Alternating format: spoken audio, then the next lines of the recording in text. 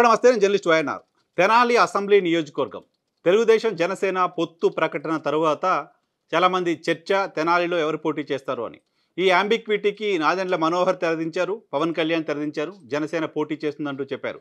నాదెండ్ల మనోహర్ ఆ నియోజకవర్గానికి వెళ్ళి తనను ఎన్నికల్లో గెలిపించాలంటూ అక్కడ తిరగడం, క్యాంపెయిన్ చేయడం, కార్యకర్తలతో మాట్లాడడం చేస్తూ ఉన్న నేపథ్యంలో పొత్తుకు సంబంధించి సీట్ల సర్దుబాటు అంశం తెరపైకి రావడానికి ముందే నాదెండ్ల మనోహర్ అక్కడ పోటీ చేస్తారనే క్లారిటీ జనసేన పార్టీ వైపు నుంచి వస్తోంది.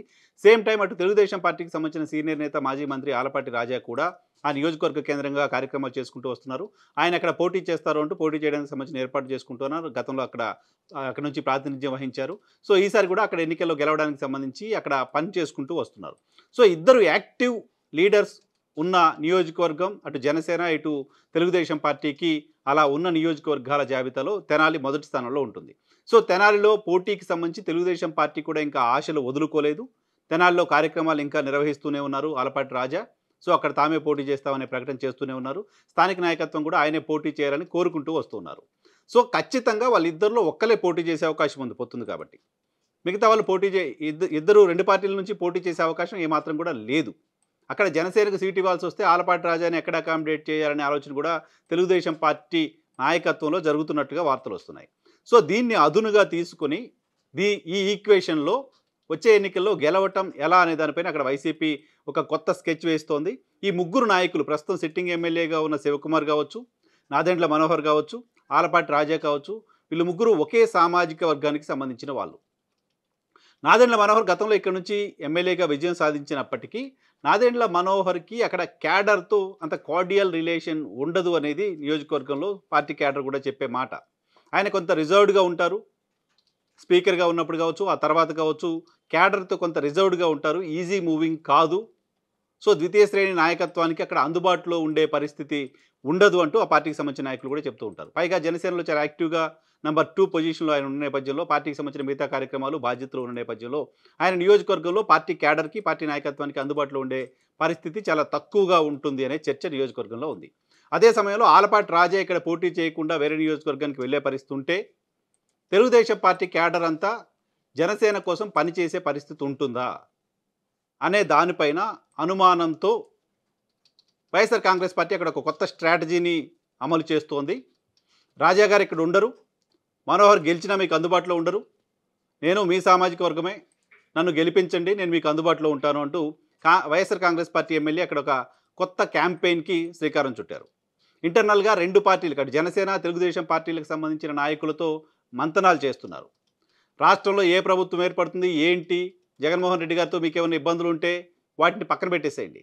మొత్తం గుంటూరు జిల్లాలో నియోజకవర్గ కేంద్రంలోనే ఉండే నాయకులు చాలా తక్కువ మంది ఉన్నారు.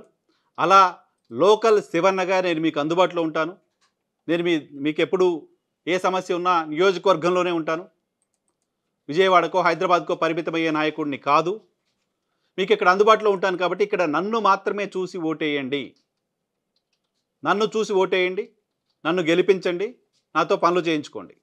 ఈ స్లోగన్తో ఆయన ఇంటర్నల్గా క్యాంపెయిన్ స్టార్ట్ చేసేశారు.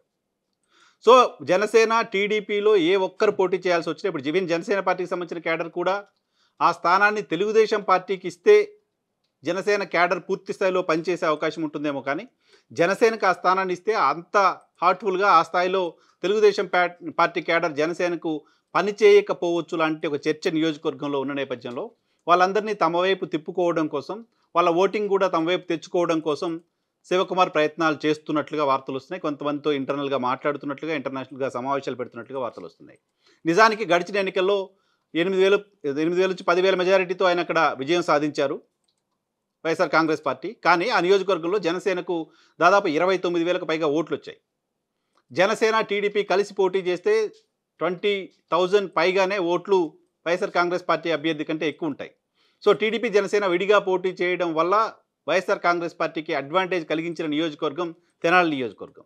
సో ఇప్పుడు ఆ రెండు పార్టీలు కలిసి పనిచేస్తున్న నేపథ్యంలో ఆ రెండు పార్టీల కలయికని కూడా రాజకీయంగా ఏ రకంగా ఉపయోగించుకోవాలనే స్కెచ్ వైఎస్ఆర్ కాంగ్రెస్ పార్టీ చేస్తోంది. దానిలో భాగంగా సోషల్ ఈక్వేషన్, లోకల్ ఈక్వేషన్, అందుబాటులో ఉండే ఈక్వేషన్, వీటి చుట్టూ అక్కడ YSR Congress party MLA strategy ready చేసుకుంటున్నారు. సో పొత్తులో భాగంగా జనసేనకు సీట్ ఇవ్వాల్సి వస్తే రెండు పార్టీలకు సంబంధించిన నాయకత్వం కలిసి పనిచేయడానికి సంబంధించి, రెండు పార్టీలకు సంబంధించిన క్యాడర్‌ని కలపడానికి సంబంధించి, కూటమి నేతలు ఏ రకంగా అటువంటి సినర్జీ తీసుకురాగలుగుతారనేది ఆసక్తి కలిగిస్తోంది.